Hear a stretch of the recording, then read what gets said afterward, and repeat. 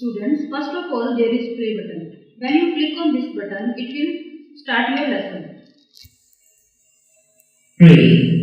Lesson 3. The Aged Mother.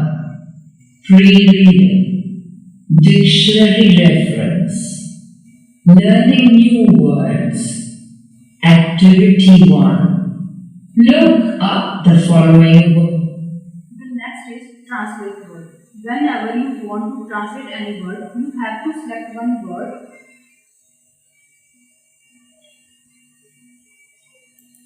Then click on this button. It will show you the translation of that selected word. The next is picture dictionary.